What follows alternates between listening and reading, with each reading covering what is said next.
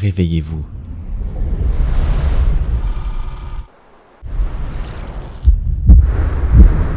À vous maintenant. Il y a 10 ans, quand j'ai commencé l'exposition au froid, nous étions vraiment très peu à faire des bains de glace. Et j'avais beaucoup de questions, mais vraiment personne pour y répondre.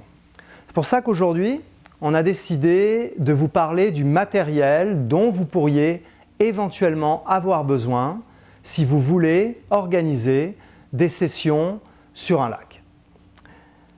À l'époque, je me disais, mais est-ce qu'il faut utiliser une tronçonneuse? Est-ce qu'il faut utiliser une scie?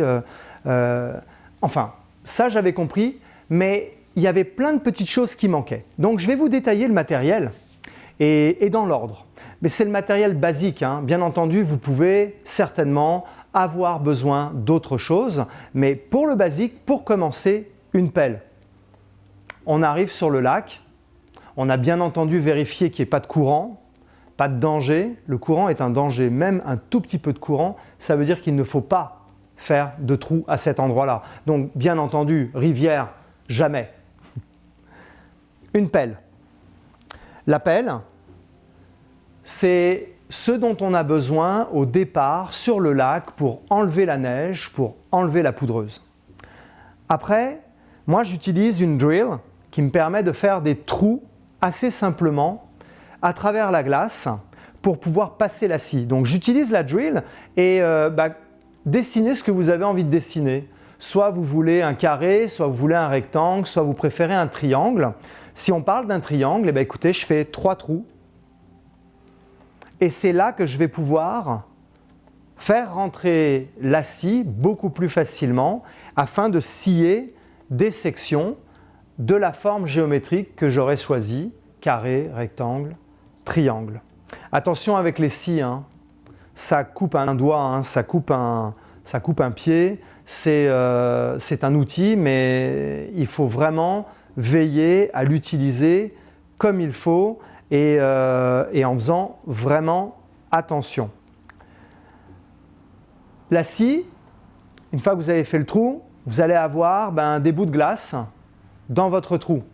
Mais ces bouts de glace, ils pèsent plusieurs dizaines de kilos parfois, c'est très lourd. Et la première fois que j'ai fait mon trou, écoutez, j'avais ma scie et ma pelle.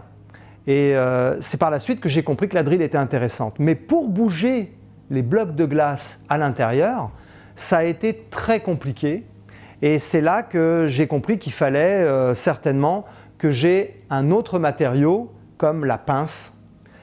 Parce que la pince me permettait de soulever, sans me blesser, sans me couper, des morceaux de glace d'une certaine taille et souvent assez lourds très facilement.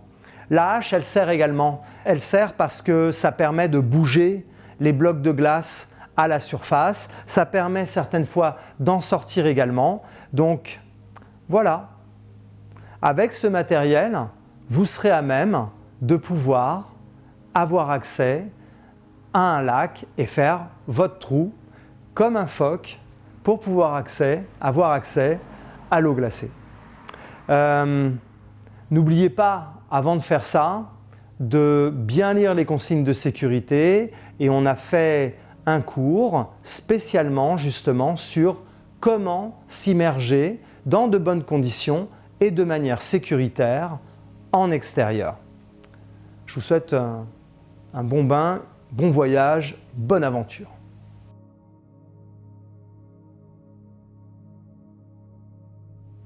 Ouais, comme je vous disais, il y a une dizaine d'années, quand on a commencé, on avait plein de questions et on ne savait pas par où commencer. Donc on vous a montré quel était le matériel dont vous auriez besoin pour éventuellement aller faire des bains en extérieur et pour faire votre trou dans la glace. Mais quel est le matériel et les vêtements dont vous auriez besoin pour aller faire de la baignade en extérieur? D'abord, il faut comprendre que s'il y a une difficulté, ce n'est pas le bain, c'est après le bain. C'est là que tout le travail commence. Étant donné que vous vous êtes immergé pendant 2 minutes dans une eau gelée et que derrière les conditions, vous êtes en hiver, il fait froid, votre corps va réagir et vous allez frissonner. vous allez certainement avoir froid aux mains, froid aux pieds. Et tout votre corps et tout votre esprit va avoir envie que d'une chose, rentrer à la maison. C'est pour ça que le contrôle sur la respiration est extrêmement important, de manière à garder le contrôle et ne pas vous presser, parce que chaque geste est important. Si vous vous précipitez, si vous avez peur, c'est là que les erreurs arrivent, c'est là que l'on dérape, c'est là que l'on peut se faire mal. Donc, prenez votre temps, n'accélérez pas. En revanche, il faut que tous les atouts soient de votre côté. Étant donné que vous risquez d'avoir froid aux mains, ça va être compliqué de remettre des chaussures avec des lacets. Évitez les chaussures à lacets. Mettez des chaussures que vous enfilez ou tout simplement des bottes. Là, c'est vraiment extrêmement pratique. D'autre part, tout ce qui est pantalon, ceinture, etc. ou des pantalons qui sont trop serrés, difficiles à mettre. Non, un jogging, un coton ouaté, on rentre dedans très facilement. J'arrive sur place, je vais également pas avoir beaucoup de temps pour me déshabiller. Faites en sorte d'avoir votre maillot de bain déjà sur vous. C'est un gain de temps et c'est du temps que vous gagnez pour ne pas avoir froid. Mais on revient encore une fois à la sortie. La sortie est très importante parce qu'il va falloir être efficace.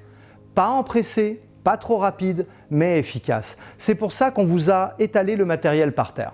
Moi, quand j'arrive sur mon spot, je cherche un endroit plat, suffisamment loin de l'eau, de manière à ce que mes affaires ne soient pas mouillées pour X raisons. Un tapis de yoga par exemple, ou une grande couverture me sert, je l'étale par terre. Elle va me permettre de me changer pour rentrer dans l'eau. Elle va me permettre de poser mes affaires dessus sans que ce soit à même la neige et qu'elles puissent se mouiller. Et elle va me permettre également d'être à un certain moment pieds nus et non pas les pieds dans la neige, ce qui est parfois un petit peu douloureux. Donc je fais ça sur un tapis. Là aussi, je ne me précipite pas. Je ne laisse pas toutes mes affaires dans mon sac à dos.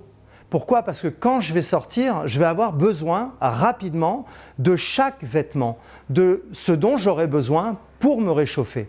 Donc là, avant de me précipiter dans l'eau, écoutez, je mets tout bien rangé sur mon tapis, de manière à ne pas avoir à les chercher. Je vous décris un petit peu ce qu'on met dans le sac. Vous avez le maillot de bain, mais n'oubliez pas, vous l'avez déjà sur vous. J'ai le coton ouaté que je vais utiliser, le jogging, de manière à pouvoir l'enfiler rapidement. Des chaussettes chaudes. J'ai également avec moi la serviette, très important, une serviette bien éponge qui va me permettre de me sécher rapidement et de ne pas laisser de petites gouttes d'eau. Vous avez les moufles ou les gants et j'ai également tout le matériel technique sous-vêtements comme le pantalon sous-vêtements qui est une double peau qui me permet d'avoir chaud plus rapidement et également pour la partie haute une sorte de vêtement à manches longues également en matériel technique. La gourde dans laquelle je mets de l'eau chaude, pas de l'eau bouillante parce que dans un thermos, l'eau bouillante va mettre beaucoup trop de temps avant qu'elle puisse être buvable et vous risquez de vous brûler. Donc mettez de l'eau qui est tiède, de l'eau chaude dans le thermos. Le petit sac que vous avez là, c'est un sac étanche. Ce sac étanche va me permettre de mettre mon maillot de bain, va me permettre de mettre ma serviette, toutes les affaires qui sont mouillées. Parce qu'une fois que je mettrai tout ça dans le sac à dos, s'il fait vraiment très froid, au moins je n'aurai pas de l'eau qui va couler sur mes vêtements et ensuite geler. Donc le sac étanche sert beaucoup. Et là, en l'occurrence, j'ai une coque qui me permet de m'isoler du froid, ainsi qu'une espèce de doudoune bien molletonnée, bien chaude. On en aura besoin après le bain.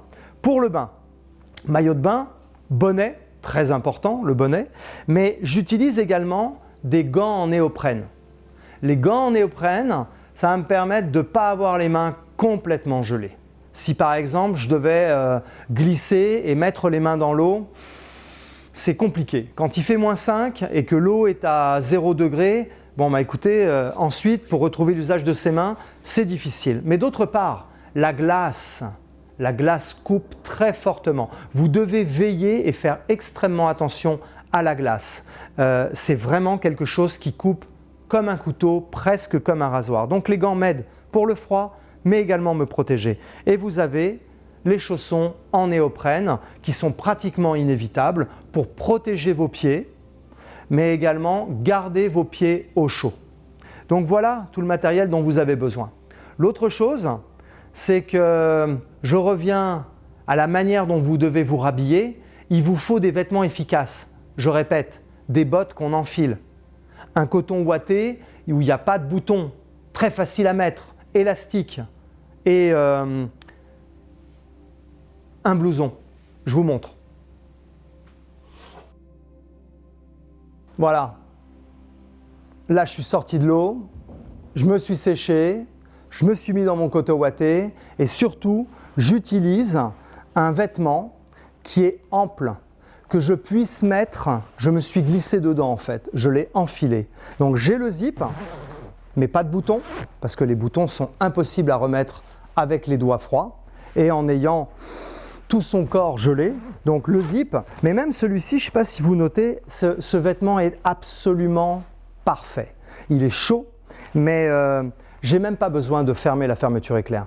Je rentre dedans, je glisse dans le vêtement et là, je peux enfin, rapidement, tout remettre dans mon sac à dos, très rapidement, une fois que c'est dans le sac étanche, et je suis équipé avec mon bonnet ou ma capuche, mes gants bien entendu, et je peux rejoindre ma voiture qui est bien entendu garée pas trop loin pour plus de sécurité. Voilà, j'espère qu'on a pu répondre à certaines de vos questions et de toute façon, sachez qu'on est joignable à travers le cours en ligne et que vous pouvez, si vous avez besoin, nous poser les questions dont vous auriez éventuellement besoin.